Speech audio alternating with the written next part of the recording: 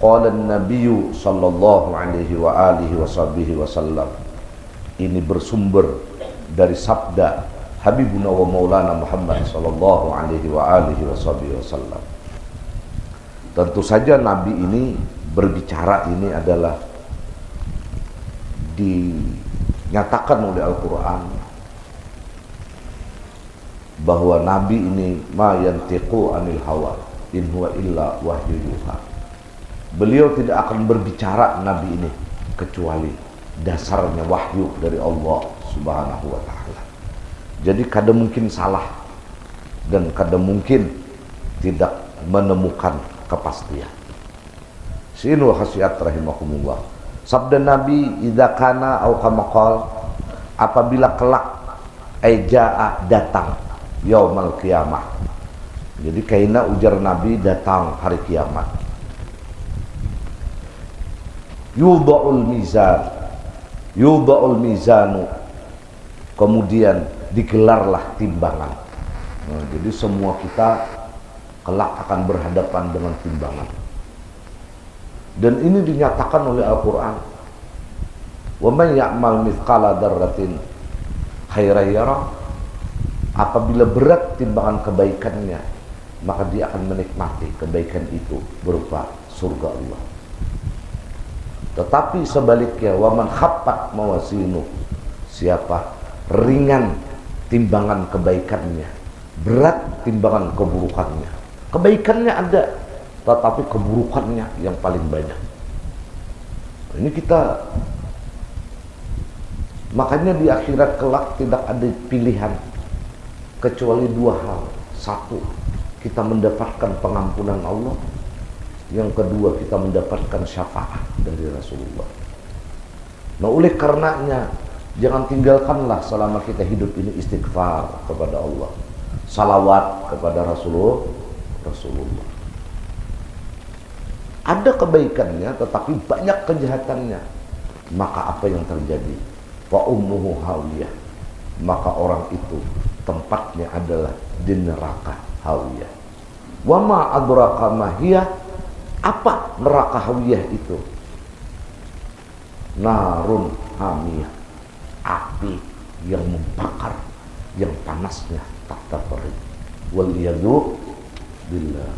Dan ini setiap malam Sabtu ini menutup kekurangan-kekurangan kita. Karena apa yang kita lakukan ini lebih afdal dari salat sunat 1000 rakaat yang diterima oleh Allah. Lebih afdal daripada mengurus jenazah 1000 jenazah, dan lebih afdal daripada orang mengunjungi orang sakit 1000 orang yang sakit. Nah, karena begitu besarnya pahala menuntut ilmu ini, makanya hanya orang-orang yang terpilih yang diberikan Allah untuk datang dan berhadir ke tempat pengajian seperti ini. Dan jangan dicabut Tuhan nikmat ini sampai akhir umur kita. Amunnya auran, udzur, pada jadi masalah itu. Allah memahami. Nah, jangan mengaras sembahyang kita. Jangan. Akhir zaman ini karasi memperbanyak ilmu, bukan memperbanyak ibadah. Nah, karena ada di sini mungkin disinggung oleh Rasul sallallahu alaihi wasallam. Kita teruskan lagi. Digelarlah mizan, yudha'ul mizanu, wa yu'ta bi ahli shalah. Maka datang rombongan orang-orang yang ahli sholat. Orang ini memang wudu, habis wudu salat, hendak musafir salat, masuk ke rumah salat. Ini ahli salat. Ba'diyah, qabliyah tidak ketinggalan. Kita ini kadang-kadang kriteria ahli salat. Kenapa? Sembahyang jadi bilang parak habis waktu udah nang wajibnya. Dan Allah ampuni kita. Nah, jadi orang-orang ahlu salah ini datang berhadapan dengan timbangan. Wa yuwaffawna ujurahum, dan Allah terima salatnya. Allah terima salat ini, percayalah. Minimal sujud kita kepada Allah. Minimal sujud kita kepada Allah, itu salat. Karena tidak akan pernah kita meletakkan wajah ini ke lantai atau ke tanah kecuali sujud kita itu kepada Sang Pencipta Rabbul Alamin. Iblis saja andai kata mau sujud di kuburnya Nabi Adam, sedangkan itu Adam makhluk bukan khalik, dapat pengampunan Allah. Tetapi karena sombongnya, maka dia karena ditetapkan Allah mal'un ila yaumil qiyamah, tidak mau untuk sujud. Nah, kita nih mau aja sujud. Mau aja sujud. Membaca subhana rabbiyal a'la wa bihamdi. Insyaallah dan dapat rahmatnya Allah kita. Itu ada keistimewaan kalimat subhan rabbil a'la wa bihamdih itu dibicarakan.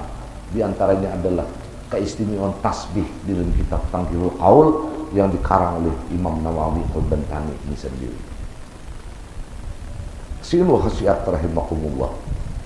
Yu'tawna ujurahum kamilatan. Allah memberi pahala mereka itu kamilatan, sempurna, tanpa ada potongan. Kalau gaji pegawai ini kan banyak potongannya, ada sempurna, ada dipotong BPJS, belum lagi dipotong pajak nang apa, belum lagi sidin seorang nama ngaridet sepeda motor,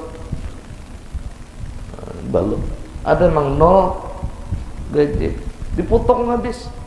Nah, ini orang-orang yang salat disempurnakan Tuhan tanpa potongan pahalanya, dan salat kita menjadi lebih lagi berkualitas, bukan hanya sekadar berkuantitas.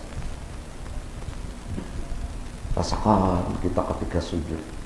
Kenapa? Sebab karena hanya sujud yang dijelaskan oleh Al-Quran yang membawa kita otomatis dekat dengan Allah. Wasjud waqtarib. Karena ada di Quran menjelaskan wasum waqtarib, puasalah engkau otomatis dekat dengan Allah. Wahujja waqtarib, engkau berhajilah. Di dalam haji ada umrah, berumrahlah. Waqtarib, engkau langsung otomatis dekat dengan Allah. Wazaki waqtarib, berjakatlah engkau otomatis dekat dengan Allah. Tidak ditemukan di dalam Al-Quranul Karim. Yang ada hanya wasjud waqtarib, sujudlah engkau.